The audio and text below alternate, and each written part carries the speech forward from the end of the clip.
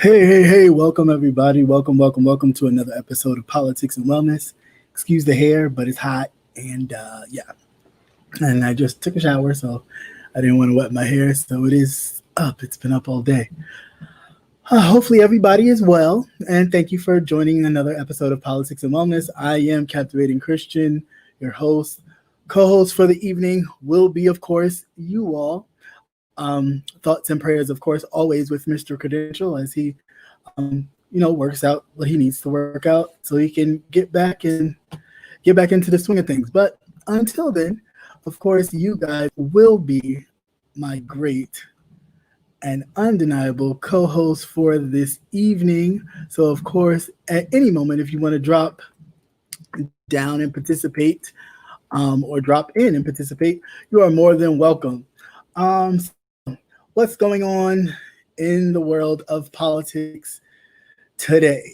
What's not going on in politics or kind of infringing on political matters? Just one moment. I want to make sure I plug in my laptop so we don't have an issue later. Hey, Jane London, how are you? Thanks for coming. Everybody else in the sky, thank you for coming in the balcony seats. But anyway, so I just got breaking news that Mitch McConnell may extend the $600 unemployment. And of course, again, let's all be mindful. This is an election year. So any missteps for anybody running in political office can be somewhat detrimental. And they know this. This is why if they know Trump's numbers are slipping, they kind of step away and they don't, kind of support everything he says all the time. So, just be mindful of that. But yeah, it looks like Mitch McConnell may, in fact, look to extend the unemployment extra benefits, the $600, and the eviction memorandums that gave people, a little cushion to stay in places and or mortgages for a couple months until they figured out the weight of this pandemic, which has not slowed down. If we've all noticed, we are here in hot August, and I do believe that some of us was told that August, it'll all be away, it'll all be gone. And we are clearly in August, and the virus is still around, still kicking it. Hey, Patty Duke, how you doing? Welcome. How is the storm treating me? It rained for a bit and it passed on. I am not directly on the coastline of the east, so I'm a bit west off. So we got rain for a bit, and that was it. The sun had came out. It still looks a little dark and cloudy, but at this moment, it is in New York and towards that part of the eastern coastline. So there's some down trees and stuff, but nothing too major, thank God.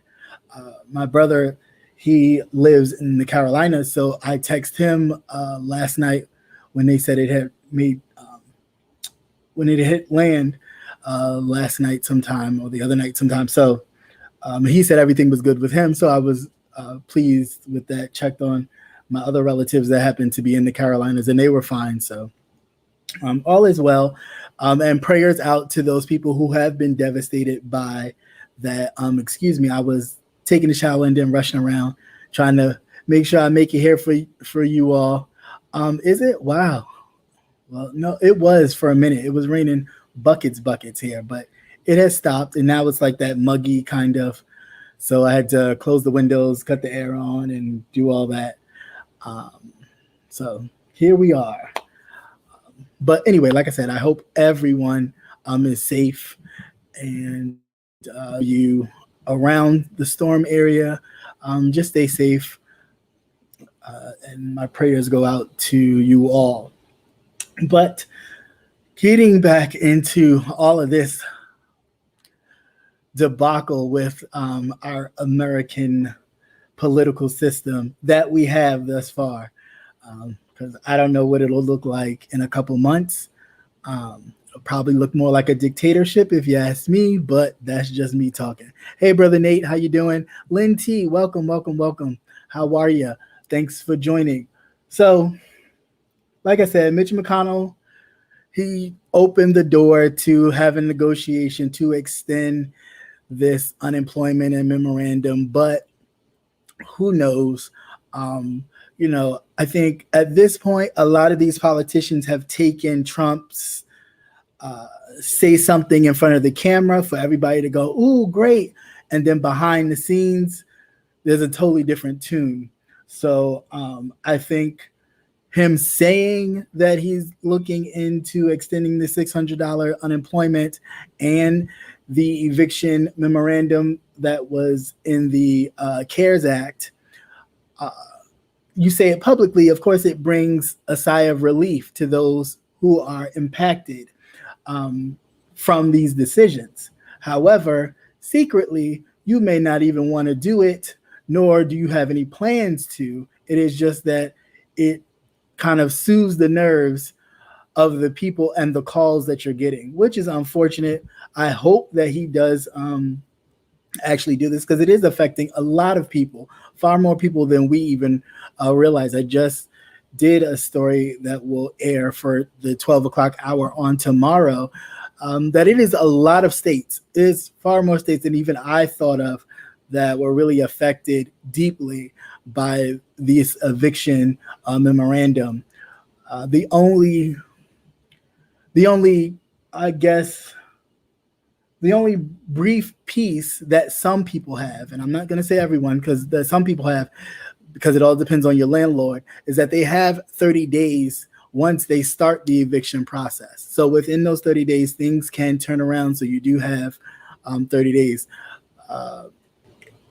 But, there have been a lot of landlords who have illegally evicted folks. So I'm not particularly sure on how every set landlord chooses to, but legally, once the eviction process starts, you still have 30 days. So hopefully, with these people getting their eviction notices due to lack of payment or not full payment, again, due to the pandemic and due to the fact that they are laid off work, hopefully that will be some kind of solace to these individuals.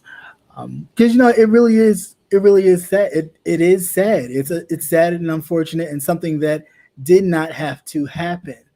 And this is, again, and I cannot stress this enough, why it is important for us to take elections seriously. All of them, not just the ones that the media makes us think count. They all count. They all count. So we have to take every single one seriously, because the laws and the laws and the legislation that come out from these politicians, some of them are so removed that they don't really care how impactful their vote is. They're just worried about what their party line is. And sometimes you just have to take a step back, and the people that voted you in, look how it affects them. Again, you have prime example of Mitch McConnell, who, being a senator, knowing that Breonna Taylor was murdered by the police, he has yet to push Kentucky's government to file charges against all of the officers. They just, fired one, but the other two still have a job. They're still working. So, and I don't know why, because it was clear as day. It's a murder. I mean, you can call it an accident. You can call it what you want. It was a murder. So therefore, they should be held accountable. The fact that it's this hold for so long is ridiculous to me. What I was going to say, also, the district attorney of Kentucky just got married this past weekend. And guess who was at his wedding? Mitch McConnell. So, the attorney general is supposed to be separated from the actual rest of government, because the attorney general is supposed to make sure that everybody on both sides following the law and the Constitution to the T. So when you have this entanglement, as Jada Pinkett Smith would say, when you have this entanglement of legal eagles or legal police officers, might I say, in the attorney generals smudging up and kind of in bed with the actual politicians, the politicians get away with a lot of dirt. We can look at a prime example of our own president right now. He has the attorney general in his pocket, literally. So he can do pretty much anything he wants, within reason, and get it explained by the attorney general. He goes in front of, his peers who check him for missteps. And what happens? He dances around an issue. Nobody lets him talk because I don't want to hear what you have to say because you lie so much. To this point, nobody want to hear what you have to say, but you have to let him speak. And then he dances around the issue for 5 whole minutes till there's no time left. And then you have to go to the next representative. So it's a game of kind of cat and mouse that everybody's playing. And at this point, lives are at stake that we cannot play games. People are being murdered in their homes, and it's treated as, oops, it's a mistake. But it's justified because the guy that they were looking for at that address was her ex-boyfriend. Okay, what does that got to do with anything? If it was her ex-boyfriend, and on top of the fact that you arrested him already earlier that morning before y'all went barging into that woman's place, knowing beforehand that she was unarmed, no threat whatsoever to any of the officers. So the fact that they came in there guns blazing, didn't check to know if they had already apprehended the young man, which they did, is a mishap. And they should be prosecuted, period. And it should just go just like that. They need to be prosecuted. They should be prosecuted. It is funny how, because she was an upstanding citizen in their eyes, because of course they try to dig up any dirt they can to make sure that there is some reason to justify a killing of one of us. So the fact that she had, no prior things, she was actually working with the city as an EMT, you're looking for something. So the one thing you can look on and study about her to kind of justify what you did is that the suspect you were looking for used to use her address, and that happened to be an ex-boyfriend of hers. I mean, I'm just like, what? What does it got to do with anything? What does it have to do with the fact that after you created that scene of carnage, okay, you left her there to die while you called whomever you needed to call so y'all can work your story out? You left her there to die. I mean, I'm just at a loss. Like, this stuff is really, really too much. And I'm not going to get in a rant. It's just that this, with them kids being handcuffed, is just way too much. Like, I am just at a point where if you don't see that they don't see you as a person, that you matter, then I don't know what anybody else needs to see to understand that this is the reason why people say Black Lives Matter, because when you look at us, you don't see that we matter. You see exactly what you see, whatever it is that you think of us, either savages or less than. That is what you see in the eyes of the Lord, because you would never do that to your own. You just wouldn't. Where I live, you could see the difference on how one is treated and another. It's plain as day. It's not, and I think sometimes it's even like a subconscious thing. It's not even that they do it consciously. It's so ingrained in them. It's such a normal that they just do it. There's no thought in exactly what they do. I'm going to take a break and say hello to everyone popping in the room. Hello, hello, hello. Thanks for coming. I didn't. Thank you, Lola B. Thank you. I appreciate that. Just want to make sure I didn't miss anybody. Evictions don't. What did you say? Evictions don't make any sense in this economy. Yeah, I mean, you don't, because where are they going to move? Where are they going to move? Like, it's so bad to the point where leasing offices have shut down for the most part because of the fact that they are in, they don't want to, the staff has been infected and they don't want to spread it and don't know where it came from or who had it or how one of the staff members inside the office has got it. Excuse me. So a lot of the leasing offices are shutting down. So it's like, you're kicking these people out to do what and go where? To be homeless? Okay, great. Now you're going to add to a problem that is already ballooned out of control. Now you're adding homelessness to that problem. I mean, somebody got to help me understand something, because I really just don't get it. I don't get it with these people. But anyway, yeah, going back to what I was saying, yeah, it really makes me angry because of the lack of respect for human decency. Me being a black man myself, with other, as people like to say, strikes against me already being black and a member of the LGBT or what have you, and all these other things, it is a huge, you don't want to have to go out the door worrying about, will I make it home? But it is a thought. Every time I'm in my car, it's a thought, because I don't know what the next person may pull me over for, thinking I'm a citizen dealing or dabbling in other things.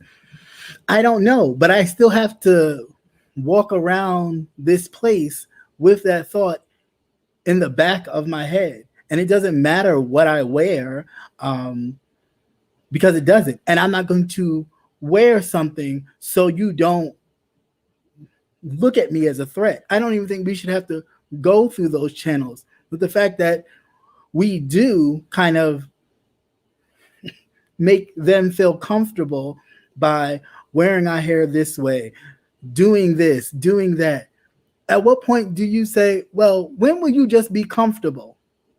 Or will you just never be comfortable? Because if you'll never be comfortable, then say that. So then we can just be who we are going to be, because it doesn't make any sense. We do a lot to make sure everybody's comfortable, but nobody does anything to make sure we are comfortable in a place that we were brought.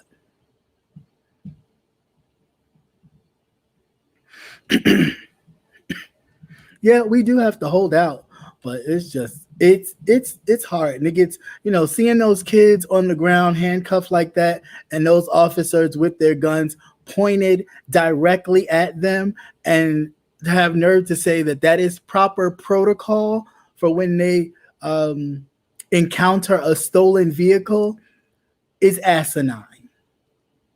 It really is. It is completely asinine, because they're children.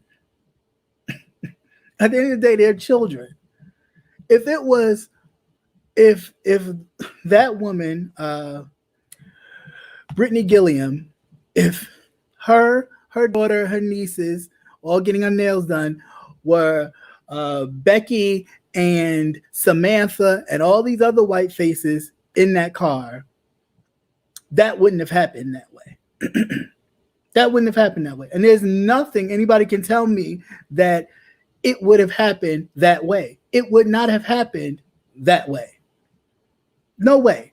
No way. The white girls would not have been treated like that. They may have been told to exit the vehicle, yeah, but have their faces on the ground while their guns pointed at them? Absolutely not. Absolutely not. They would have been sitting in that police car. The police officer would have called the parents to find out whose car it was. They would have got it all cleared up. They would have apologized or anything of that nature, and they would have gone on about their day. it's almost like they enjoy it. They enjoy the fact that they stalk so much fear in our young people that they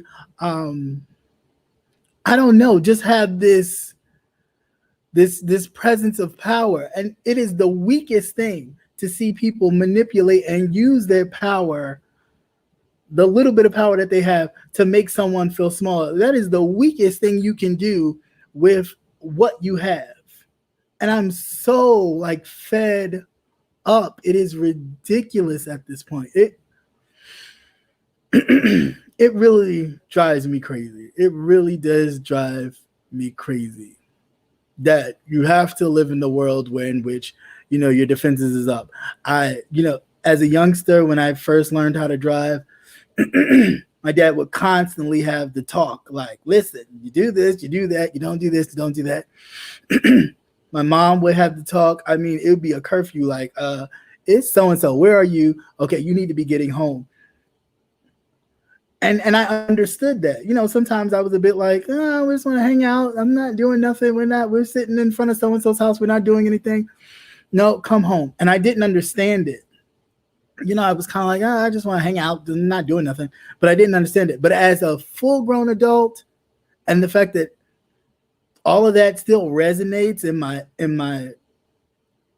the forefront of my head, and then here I have my own everything, and I still have to kind of go by these guidelines in my head because I don't know. Hey, if I stay out too late, I may get that officer that just wants to be an asshole. And me personally, I just don't. I feed off the energy that you give me. So if you start giving me asshole, it's gonna be hard for me to be like, yes, sir, yes. It's because I just. So I don't know. I just get very concerned, just very concerned for us, for our people, that we cannot afford 4 more years of any of this, like any of this. And on either side, I'm not even talking about just Republicans. I'm talking about Democrats as well, because there are some Democrats who are just beholden to the system as it is. And, they'll throw you a couple trinkets to make sure you feel okay. But as far as real systematic change, there is none. They'll do a reform, which is not a change. They'll do a reform, but they won't do an overhaul. And what we need in this day and age, and if Corona hasn't taught us anything, is that it's time for an overhaul. Like, things need to be gutted and renewed, or gutted and start over, or gutted and just scrap the whole thing, start off with something else, because that obviously is not working for now. There needs to be a form of like growth and transformation, because what worked back in 1950 some odd, 1960, 1970, so on and so forth, we cannot keep attaching those same things to today. Something has to change, where in which these laws and things elevate, because I just don't see people continuously following these same guidelines and getting the same results without some upheaval happening, and then we're in a bigger, a whole big thing. I do believe some Dems are wolves in sheep's clothing. They do the same things. They're no different than some Republicans. Not all, but there are some. They just are. They're very okay with the way things are, and they don't want you to ruffle it too much. They'll give you enough, but they won't give you everything. I mean, let's be very clear. Happy birthday to former President Barack Obama, because today is his birthday. But even Larry, was it Tim Reed? Is it Tim Reed? Larry Reed? What's the man's name? Harry Reid. Right. Harry Reid, he was the Democratic head of the Senate before he retired. Even he thought that a black president was a joke. Like, they laughed about it. Oh, wouldn't this be fun? Wouldn't this be like, and then it happened, and it was like, oh, and then the word got out that when the thought of running, or Barack running for president, was in that circle, that he laughed and thought it would be fun as a joke.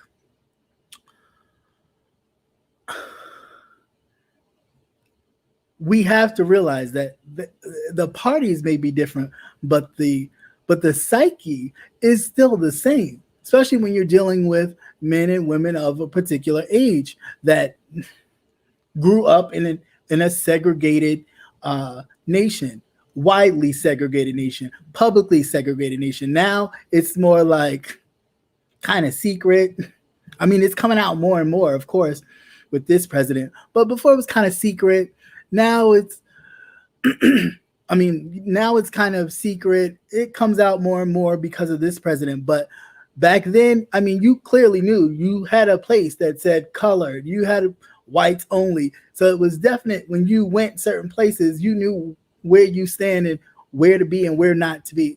Now it's more like they try to tell you subliminally that and I use that word because that's what President Bush used, subliminally, and I just use it all the time. I think it's funny. They just try to tell you that you don't belong here in the most nicest way possible. So it's no right or wrong. I know people say it's the lesser of two evils, but we just need to remember that Joe Biden right now, it may be all we have, but we can't throw away the baby with the bathwater. You know what I'm saying? Like, understand, he was chosen to be Barack Obama's running mate because his whole being soothed Pennsylvania, the countryside of Pennsylvania, where a lot of white collar workers are, soothed the people in Ohio, soothed those people in some of those, red states that wouldn't dare. And they wouldn't care if every policy that man was enacting would benefit them and make sure they would probably only have to work one job for the rest of their life. But because he was not of their liking due to his skin color, they didn't care.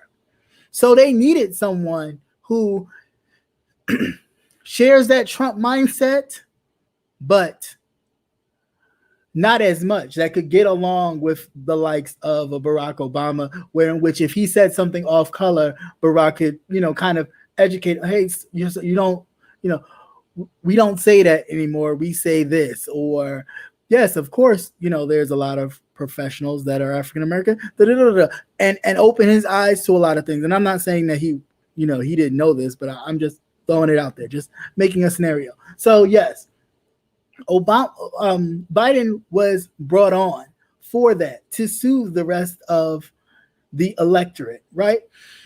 So now he's running. Okay. And shout out to all my Black women, because you guys are great. You guys rock. Because had it not been for you all always voting, always showing up, always filling in the gap for a lot of these men and some of these other Black women who feel like their vote doesn't count. We're going to do what they want to do anyway. It doesn't matter what we do. Thank you for you guys always showing up, still showing up to the fact that in order for him to capitalize on that 90 some odd change vote from the Black woman alone that he makes sure he gets, they're demanding that he pick a Black woman candidate. I mean, I think a lot of them will settle for a woman if it happens not to be a woman of color. But if he wants to ensure that he gets that 90 some odd plus vote, hands down, it will be a woman of color.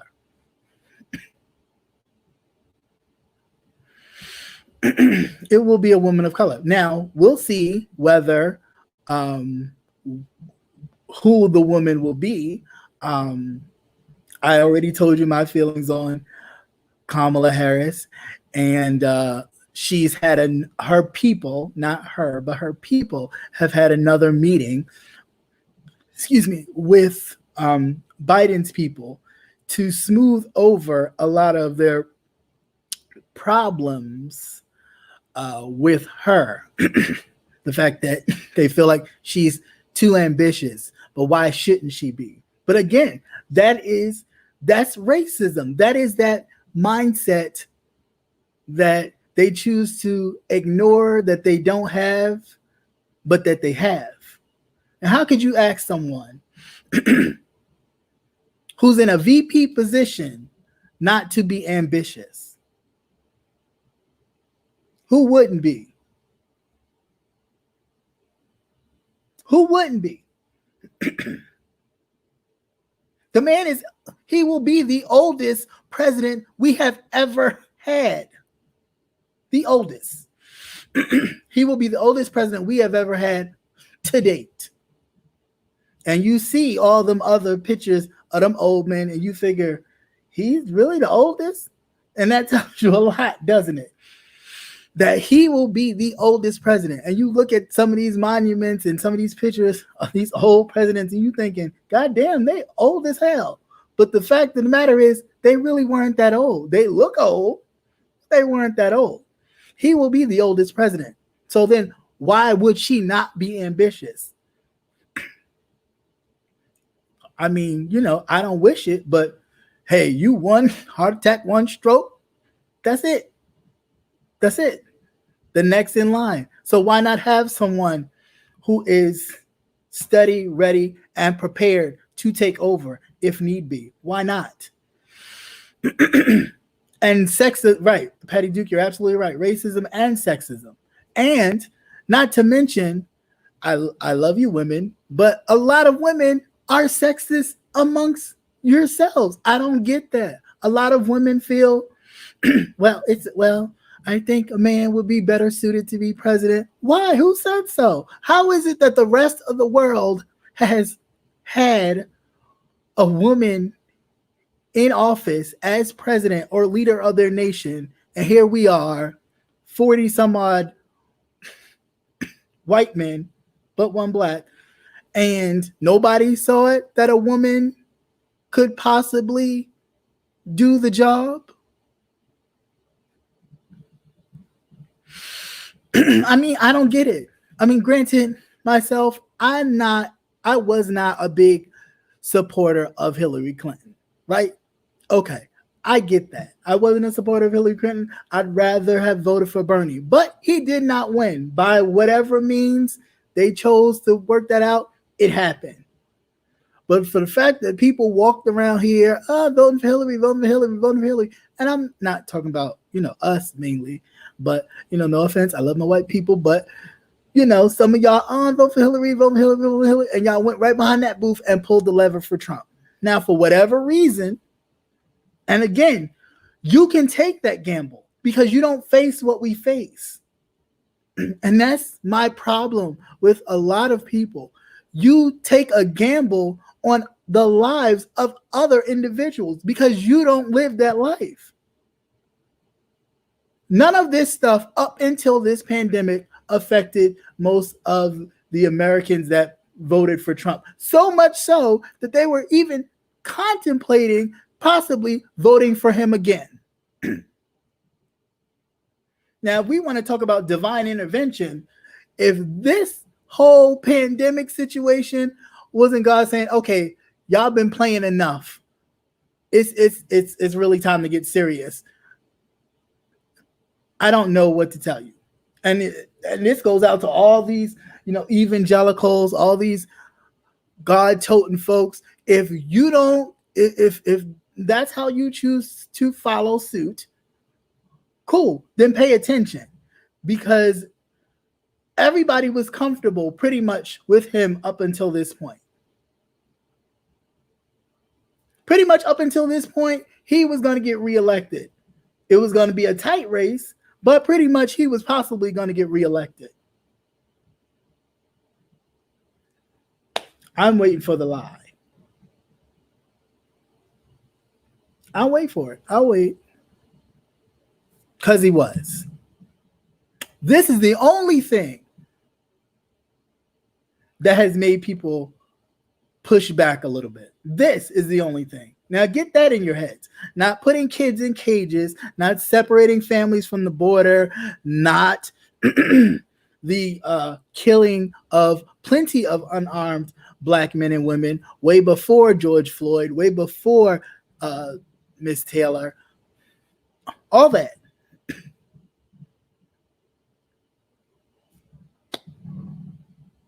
And the only thing certain people of color who idolized him or was okay with what he was doing, the only thing you could hang your hat up on was prison reform.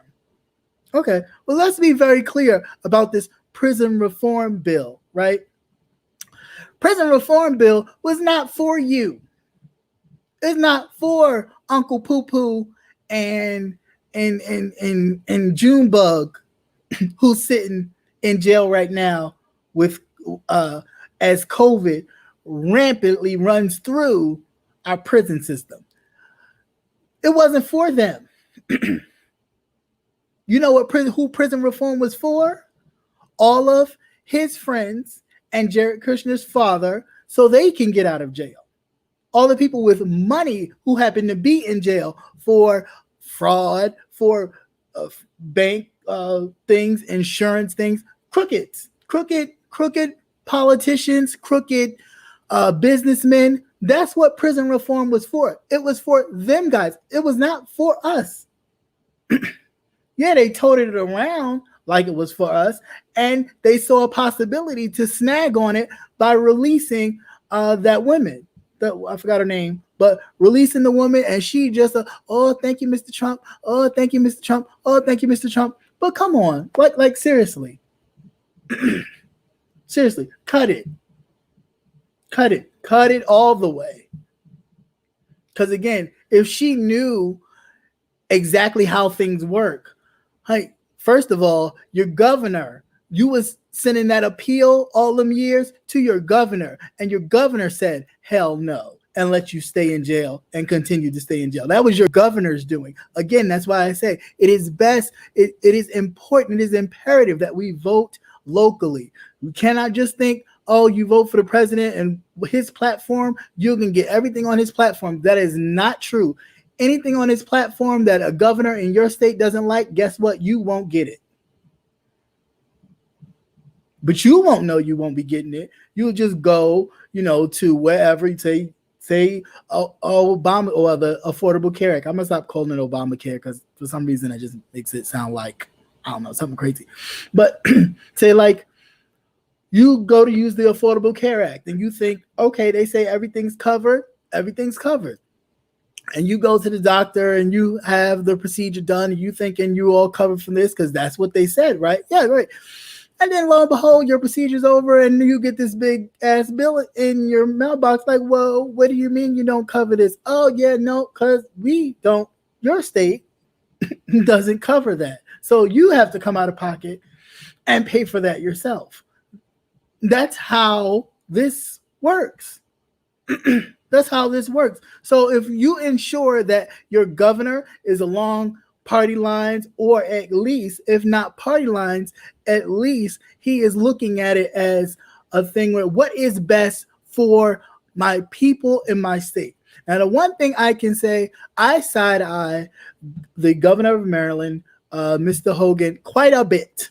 Okay, because he does a little flip-floppy, like he'll do something that you think, oh, okay, you're not really rocking with Trump all the way, right? Then Trump will call him out or kind of dog him a little bit, and instantly the next thing that come along, he'll agree with Trump. Now, I don't know what that's about. A lot of these politicians do it as if him using his Twitter fingers is the worst thing ever.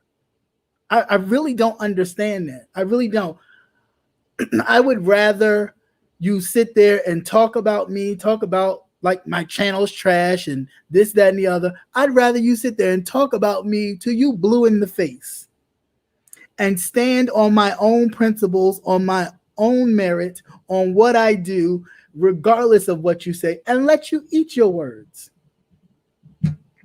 But the fact that these people duck and dodge to make sure that they don't go too far to step over his toes so he doesn't get on his Twitter account and berate them is ridiculous to me. But I say all that to say this. So, this whole talk about sending these kids back to school, which again, I think is totally ridiculous. Because if you ain't going to send your own goddamn kid to school, you're not going to send mine. Okay? And that's plain and simple how it should be. But lo and behold, Governor Hogan today said in a statement, although he has not confirmed that the schools will be closed, he said that the decision to reopen schools is to the parents and the schools. Because it is. It is not for politicians to decide to open schools. It is not the politician's decision to open a damn school. That is the parents' decision, first and foremost, because they are the ones sending their kids and hope that their kids will be safe, right? Right. And it is the school because, again, you have teachers, you have school administrators who will all be exposed to whatever it is. I mean, before COVID, it was the same thing with flu season or the child getting the chicken pox or any of that. Same kind of thing. You send them there, they would send you a letter. Johnny had the chicken pox, so we may need to if your child is exposed, this is what you need to look for. And if so, please do not send your child to school for umpteen days. So I don't understand what the push is. Personally, I think it's money. There is money somewhere. There's a lobbyist somewhere pushing them to open schools and putting money in Trump's pocket. That is the only thing that Donald Trump answers to, talks back to, engages with is money. So there is no concern about children going back to school because he feels like they're falling behind in education. Him being as dumb as rocks as he is, absolutely not. He could care less. He was able to skate by on a mediocre education that he falsified. Okay, I read the book. I mean, I already knew this, but with the niece coming out with the book, I listened to it. Nothing I already didn't know, but it explained a lot. All that I am the only one. I'm the greatest. I'm the only one that knows this. Nobody knows this better than me. That's a family trait for them. His father started doing that, pumping him up. The Trump organization is the only one that just a whole bunch of BS. But it got him this far. So why the hell would he think that education is important? I mean, people, let's do the math. If somebody skated their whole entire life on paying somebody to do their work, having their sister do their homework, paying someone to take their SATs, probably paying someone to basically take the whole class for them the whole time that they were at Fordham first. And then from Fordham, he went to the University of Pennsylvania and then to Wharton School of Business, which, I mean, the grades prove that he was a mediocre student. I even think George W. Bush did better at Yale than he did at Penn. So, I mean, why would he give a hoot about education? He doesn't give a damn. He don't care. But there is money involved there. Somewhere, somebody's saying, hey, get these kids in school. It's almost like, when people used to say the prison pipeline, I think it is, the prison pipeline. Now it really makes sense.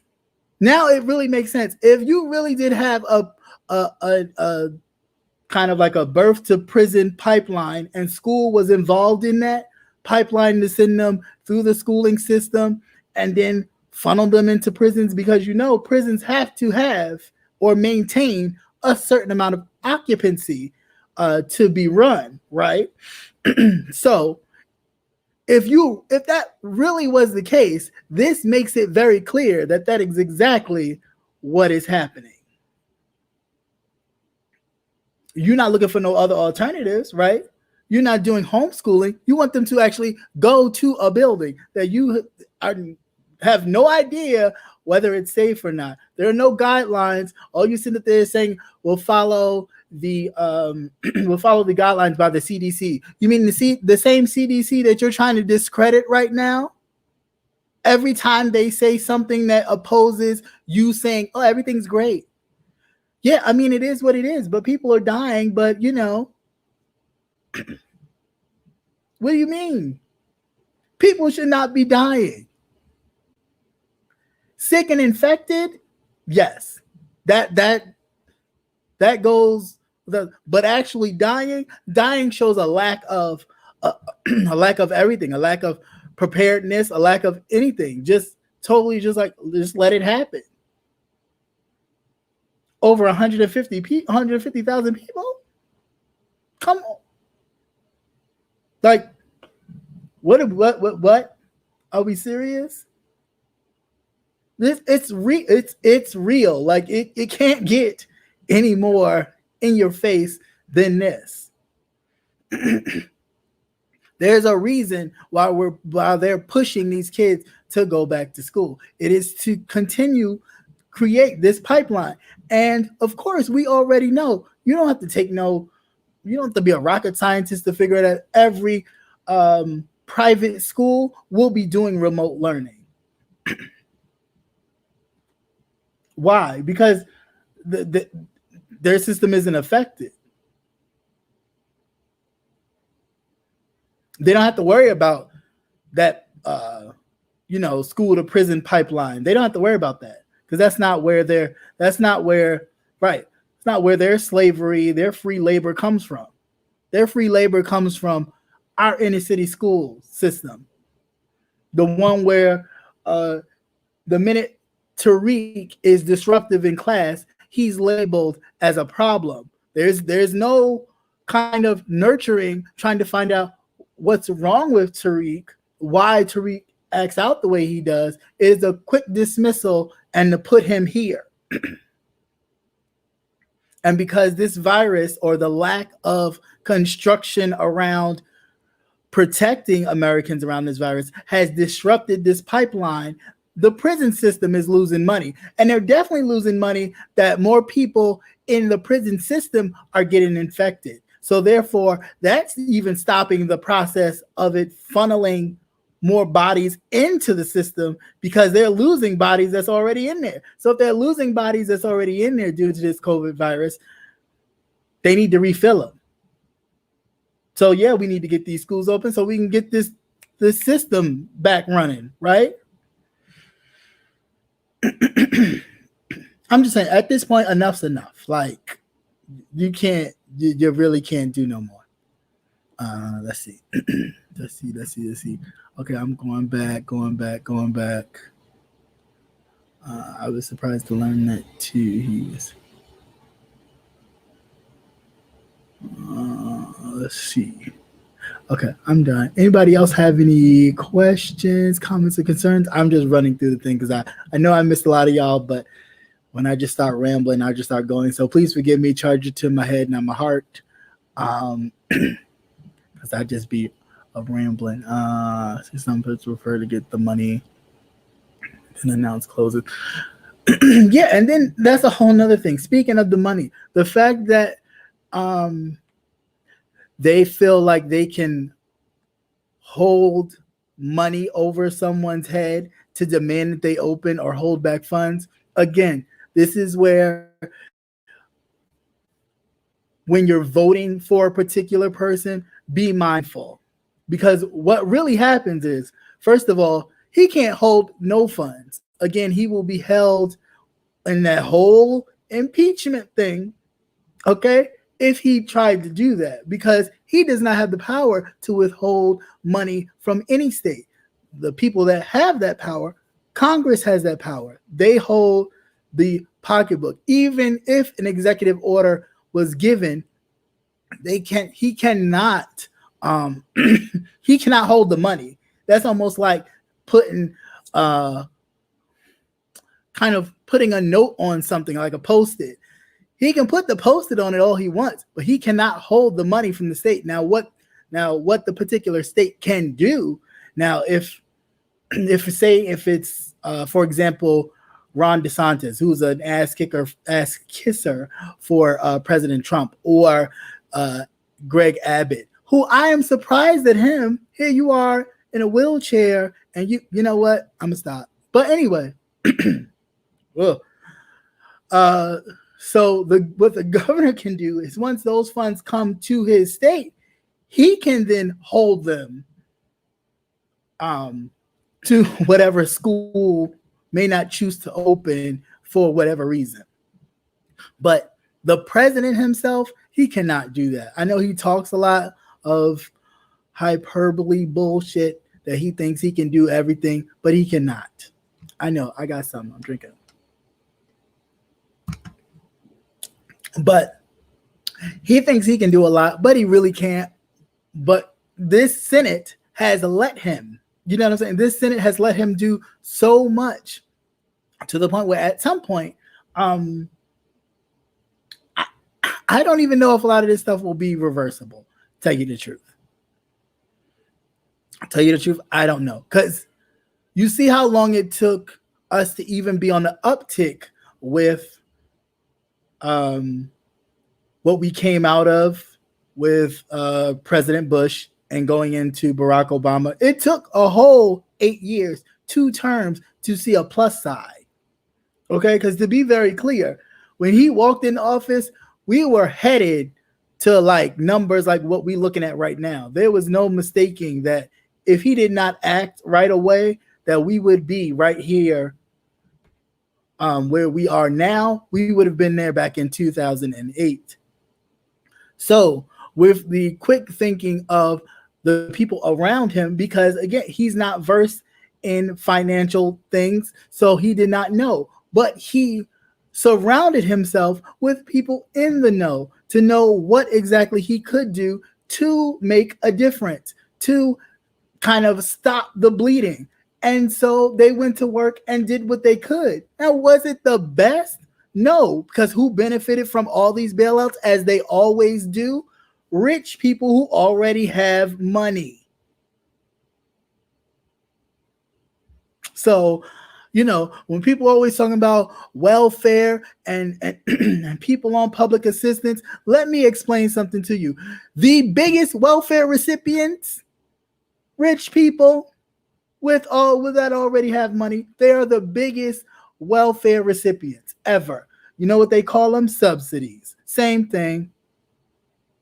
But they are the biggest recipients of welfare. So whenever you see a big company talking about, oh, we received government subsidies or bailout funds, that was welfare.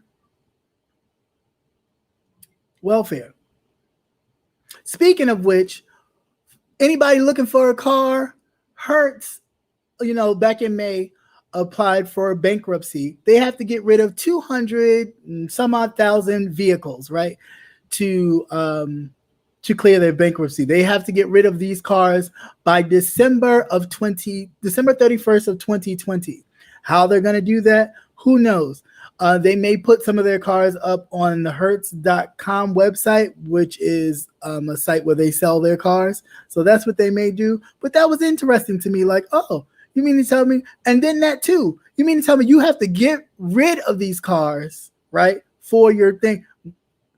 You got to get rid of them anyway. They're already paid for, because in your kind of bankruptcy filing, you put those cars, 200 and some odd thousand cars would be the equivalent of the couple of $1 million that was in your bailout. So or in your bankruptcy. So you have to get rid of these cars, which are already stamped and paid for. So you're gonna sell them. Okay. So you're still allowed to make profit even though so you filed for bankruptcy, but you're still allowed to make a profit. Okay. And see, there lies the difference between a rich person filing for bankruptcy and a person not so rich filing for bankruptcy. Because I wish you would try to file for bankruptcy and try to sell something. See if they don't snatch that money.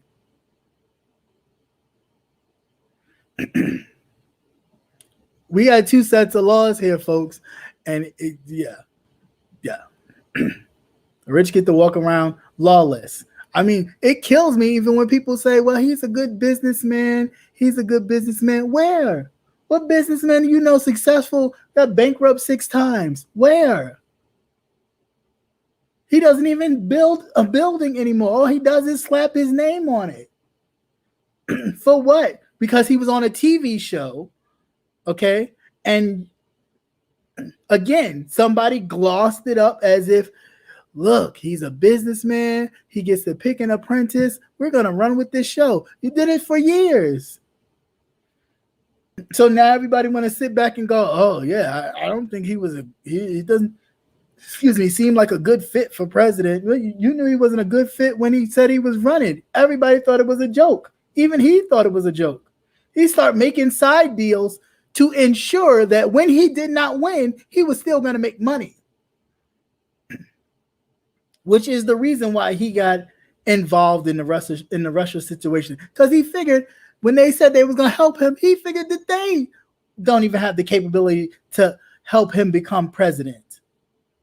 But what he did know and what he did work out was that there were people who were just like him, meaning they were prejudiced, they were bigoted, and they would do anything to erase that moment that we allowed this black man to walk in that office.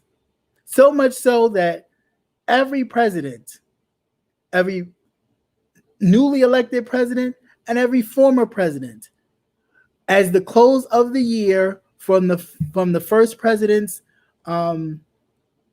closing before he runs again for the second term, there's always a portrait unveiling. Always.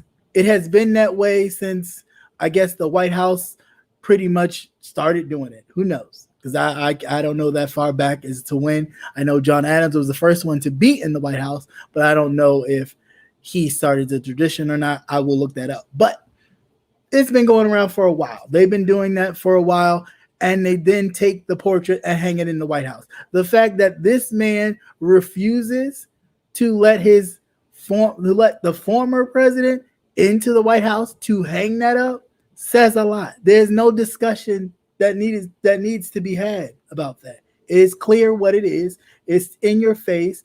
I don't like you. Even to say as much as John Lewis. This man's a civil rights icon. You couldn't take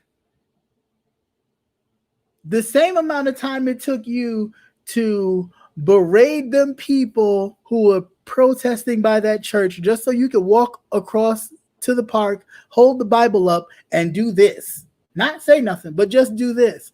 You could have went to the Capitol, paid your respects to his casket, and nobody said you had to go to the service, but the fact that you say, well, he didn't come to my inauguration. A lot of people didn't show up to your inauguration.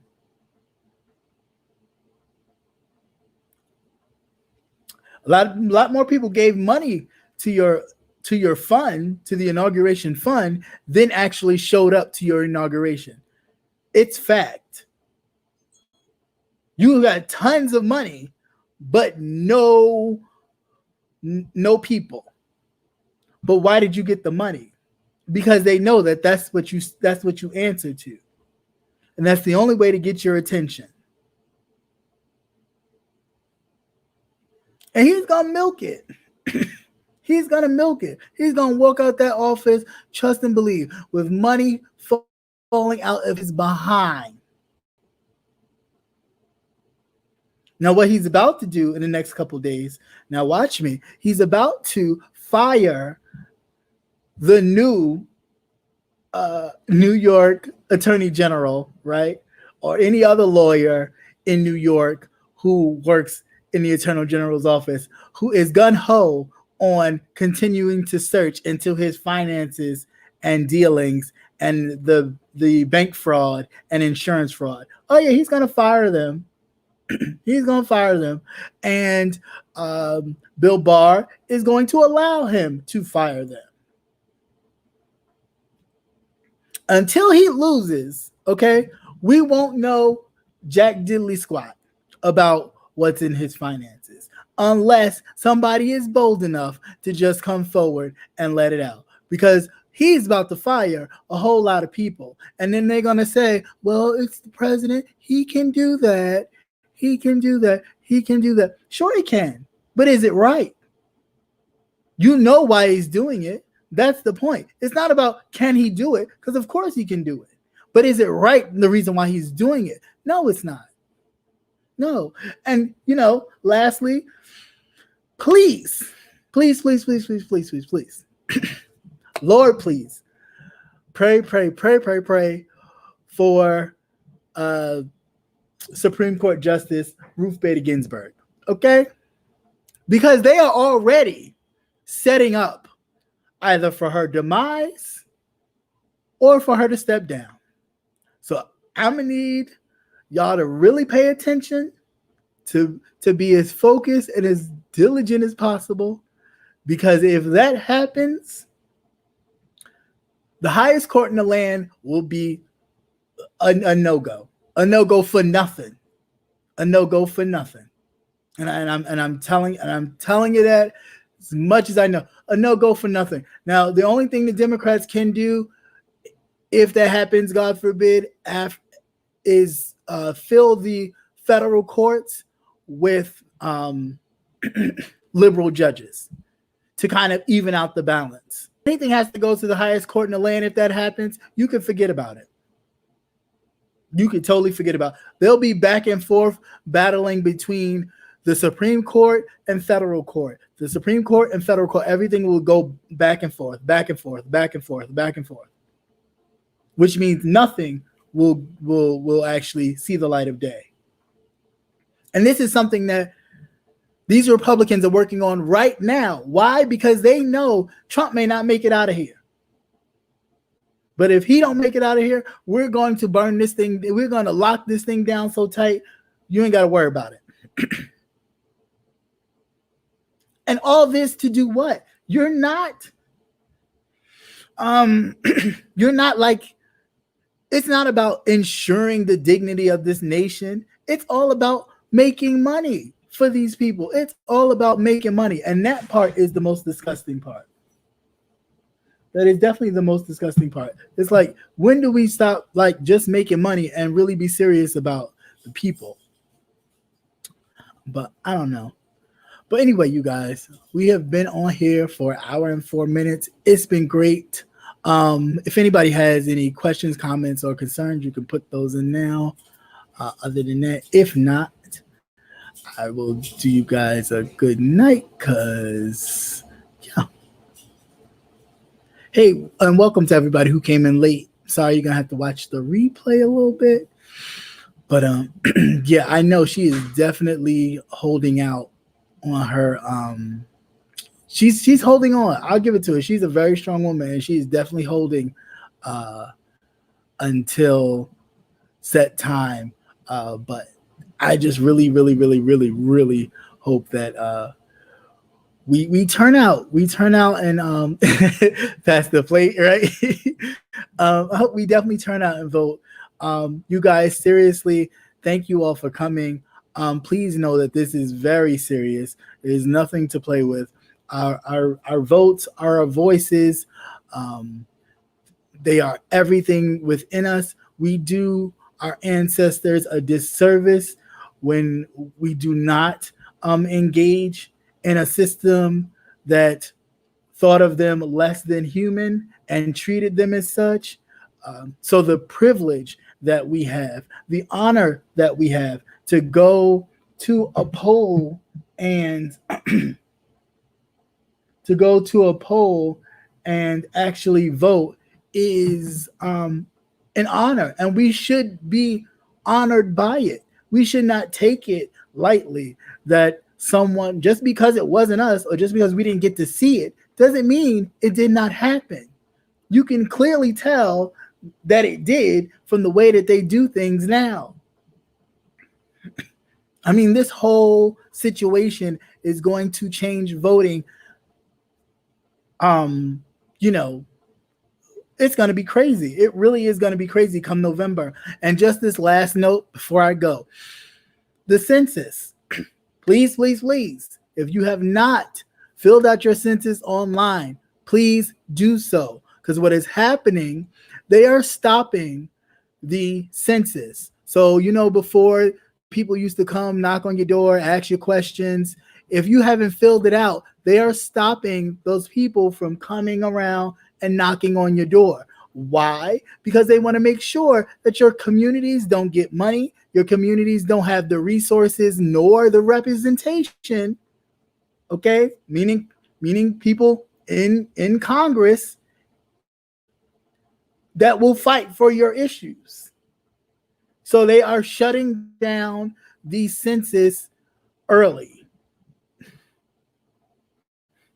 It's supposed to be shut down October 31st. They are trying to shut this down by the end of September, probably even earlier.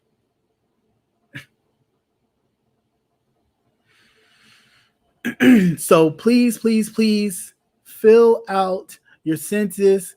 Go to the census website and fill it out. It takes 5 to 10 minutes, if that.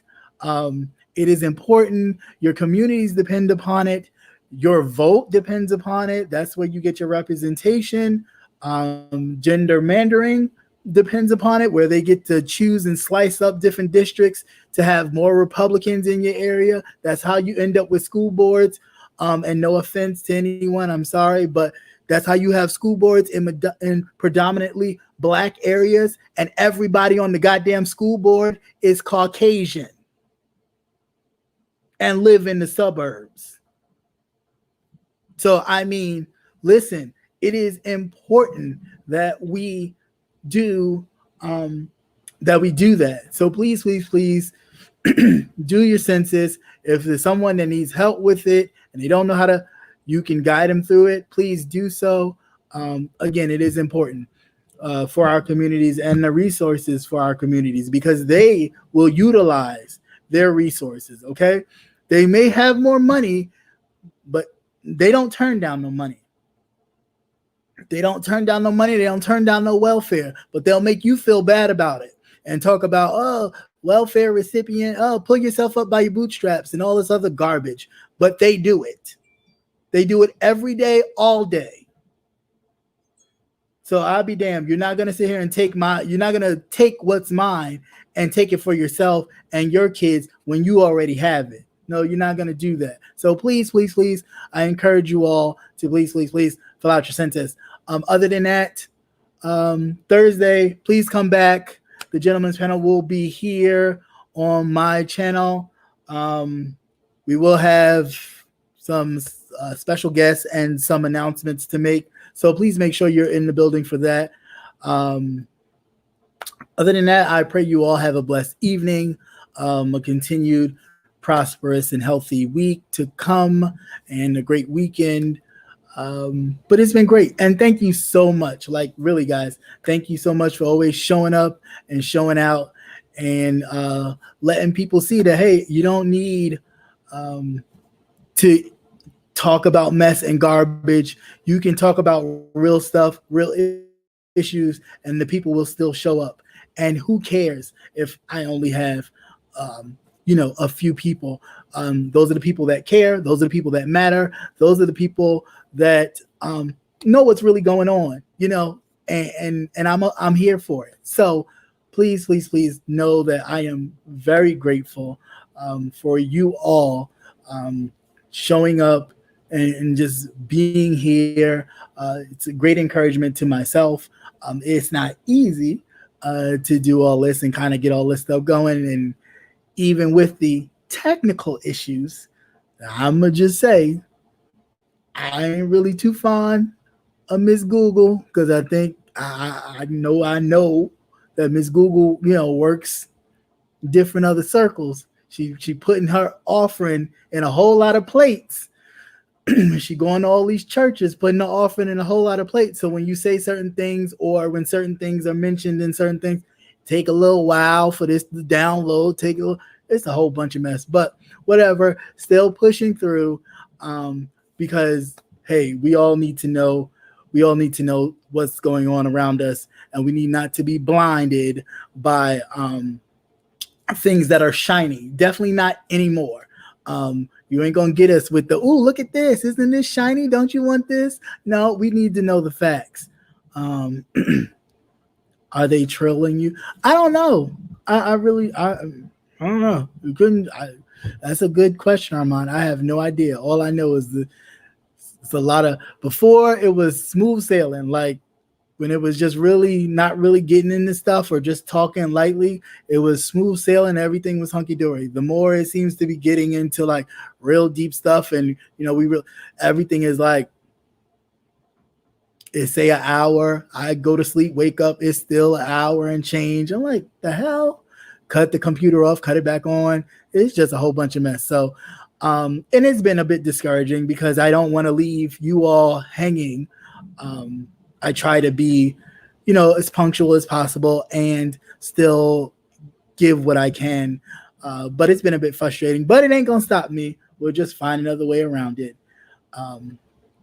and keep it moving. But again, like I said, thank you so much. Thank you to the moderators that came in the room. Thank you. Appreciate you guys. Thank you for showing up and helping. I know we don't really have no bad apples in the bunch. But thank you anyway for showing up and being here. And until next time, you guys, that's all I have.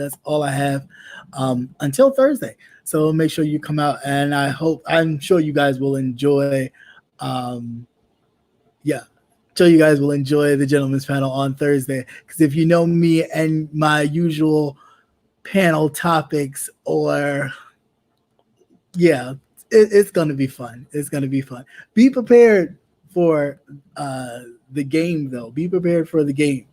So, and you guys need to participate. The beast of his own. Oh, is it? Yeah, I bet. But anyway, like I said, have a great night, guys. Love you all. Be safe. And that's it. That's all I got. Peace.